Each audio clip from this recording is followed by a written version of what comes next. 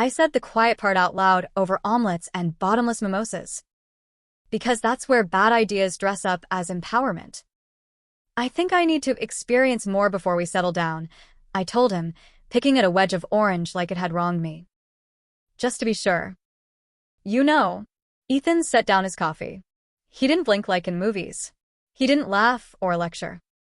He just tipped his head the way he does when he wants the exact version, not the pretty one. Experience more means what exactly? He asked. I'd rehearse language that sounded progressive and mature. Maybe try an open thing for a little while.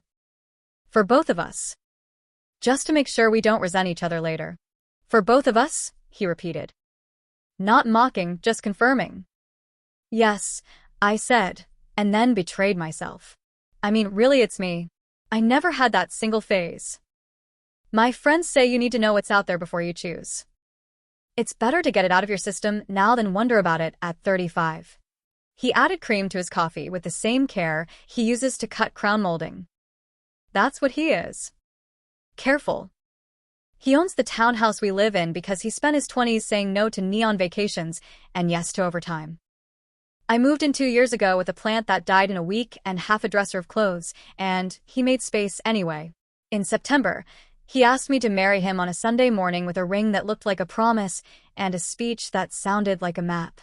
We booked a venue for next fall. We put down deposits. We told our parents. Are you asking for permission to sleep with other people while we're engaged? He said, still calm. And you want me to stay? He had taken the fog and given it edges. I'm asking for flexibility, I said, hating how flimsy the word sounded when it had to hold anything real. Just a few months. We could have rules. Honesty. Condoms. No regulars so no one catches feelings. I'd come home to you. I'd choose you. He looked out the window at a family pushing a stroller. You're telling me you haven't chosen me, he said. Still neutral. No accusation, and somehow the absence hurt more. I love you, I snapped, because volume is a liar. I just don't want to wake up in 10 years resenting the life I didn't live. He nodded once and called the server over for the check. He didn't storm or sulk. He used his card and thanked her by name.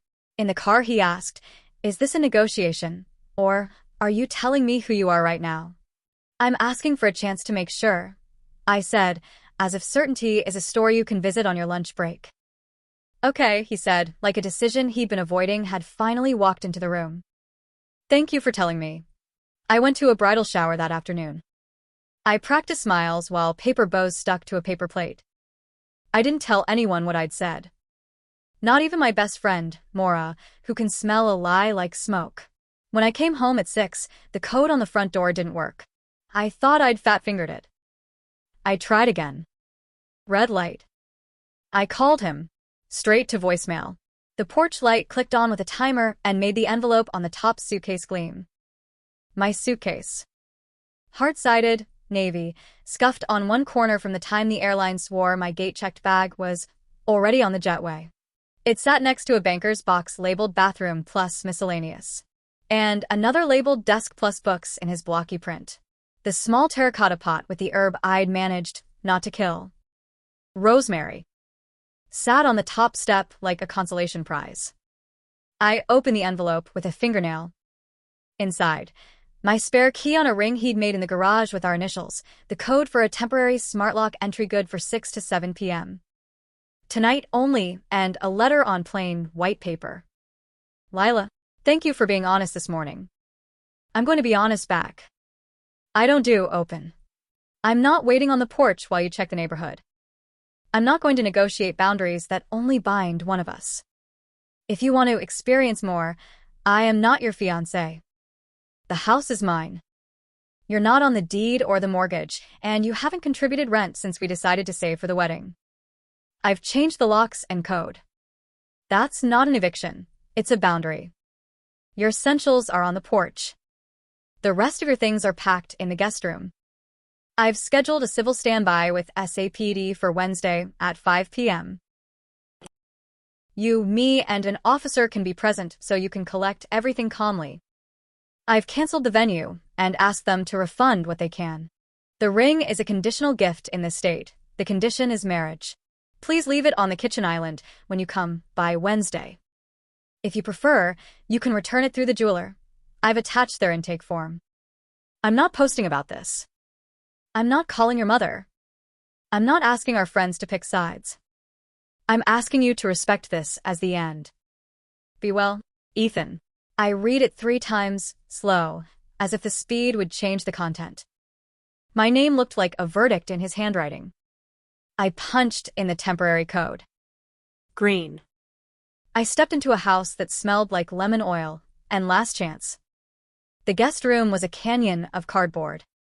He had been methodical, kitchen labeled by drawer, books by shelf, clothes folded like I never do. The white dress I wore on our first date. Stupid, but I kept it. Sat on top of a box like a ghost. On the kitchen island, a manila envelope with printed confirmations, venue cancellation, 50% of the deposit refunded, the rest forfeited, photographer, retainer transferred to another couple if we agreed. He wrote, yes, in blue pen, florist, refund minus wholesale cost of secured blooms, honeymoon flights, credit filed. He had closed the accounts we opened for the wedding and printed the balances like we were dissolving an LLC. He had added a post-it on the espresso machine of all things. You picked this. Keep it. I bought a cheap one for me. I wanted to be angry. I wanted to call what he did dramatic or petty. But there was nothing petty about it. He had done what I asked for, just not the flavor I anticipated. I asked for more experience. He gave me a life I could experience without him. Maura called while I was sitting on the kitchen stool with the letter in my lap. Home yet? She asked. Her voice was already ready for comfort. He changed the locks, I said, and waited. To be fair, she said carefully, it's his house. I live here, I argued, small and stupid. You did, she said. You also told him you want to sleep with other people while wearing his ring. That's not what I said, and then sighed. It's exactly what I said. Do you want to be with him? She asked. I want both, I admitted. I want to be 23 with 33's money and Ethan's ethics, and also a pass to be stupid. That's not a package, she said. That's a wish list. On Wednesday, I showed up at 4:55 because pride is punctual. The officer was already there. Blue uniform, bored eyes, the kind of politeness that means he's seen worse. Ethan opened the door, stepped back, and kept his hands in his pockets. It wasn't icy. It was safe. I walked past him into his kitchen and set the ring on the island like in his instructions. My finger felt both naked and clean. The officer stood in the hall while we moved boxes. Anything disputed? He asked once, out of habit. No, Ethan said, and glanced at me to make sure. I shook my head. He'd even put together a little banker box with tax documents that had my name on them and labeled it important. Lila. I wanted to cry over a file folder because I have no idea how to save for retirement, and he was the person who explained Roth IRAs to me without making me feel stupid. When we finished, he signed the officer's clipboard. The officer nodded, said good luck, to no one in particular, and left. I stood with my keys in my hand and the ring-shaped hole on my finger burning like a paper cut. I wasn't trying to hurt you, I said, because the line is mandatory in every breakup. I know, he said. You were trying not to hurt future you. That's fair. I'm doing the same. Can we pause? Revisit? I asked, hating the beg in my voice. He shook his head. I'm not a holding pattern, he said. I don't resent you. I'm not angry. I'm finished. That's the kindest thing I can be. In the weeks after, I did what people do when the quiet gets loud. I downloaded an app. I went on 2 dates with men who could talk about mezcal for 20 minutes and nothing about mortgages. I kissed one of them in a bar bathroom, like a dare. I went home alone and stared at my ceiling fan and thought about the civil standby form clipped to a stranger's clipboard while my life moved out one box at a time. My mother called to ask about cake flavors, and I told her the wedding was off. What happened? She asked, bracing for a villain. I asked for more, I said. He said no.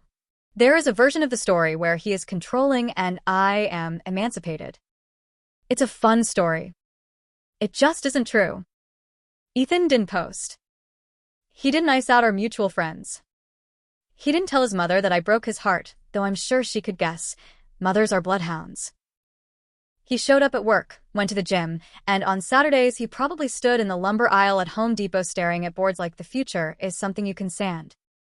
3 months later, I saw him at the farmer's market with a bag of peaches and a new haircut. He looked available, which is different from single.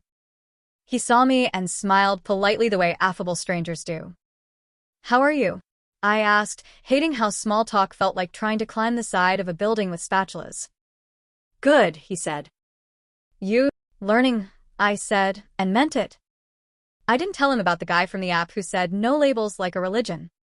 I didn't tell him that experience feels a lot like noise when no one knows your middle name. I didn't tell him I'd started sleeping with my phone in the kitchen because midnight courage is not the same as daylight choice. I did text him once. One line. After I got a refund check from the venue, addressed to both of us. "Want me to drop this by?" He replied, "Please keep it. Consider it my last wedding gift to you." I cried on my stoop and hated the kindness that never once tried to make me a better headline. Here's the part where I say he won, because that's the game we play in our heads. He did. Not by changing locks like a petty tyrant or blasting my ass in a group chat or making me beg for furniture. He won by stating a boundary without cruelty and enforcing it without theater. He won by reminding me that an engagement is a choice you make every morning, not a holding pattern while you shop. He won by handling the boring logistics. Vendors, refunds, civil standby, conditional gift law. While I swam in feelings. He won by refusing to be a placeholder while I looked around. I'm not going to pretend I found religion and now think any woman who wants more is lost. Some people build ethical open relationships with spreadsheets and heart check-ins, and it works for them. That's not the point. The point is that the man I promised a future to told me his terms clearly, and I tried to renegotiate because Instagram made yearning look like a personality. He didn't punish me for it. He didn't forgive me into a resentment I'd have to carry. He just believed me. Experience is a teacher. Sometimes it hands you a wild night and a good story. Sometimes it hands you a letter on the porch and a rosemary plant and asks what kind of woman you want to be with no audience at all. I watered the rosemary this morning and set a calendar reminder to do it again next week. My apartment smells like toast and new paint. I said no to a date because the man's photos were all of his abs and his dog, which means he's hiding something, probably a personality. I typed this sentence and didn't send it to Ethan because he's not my editor anymore, of my prose or my life. If anyone asks what happened, I say, I asked for one last wild phase. He changed the locks and handed me my suitcase with dignity.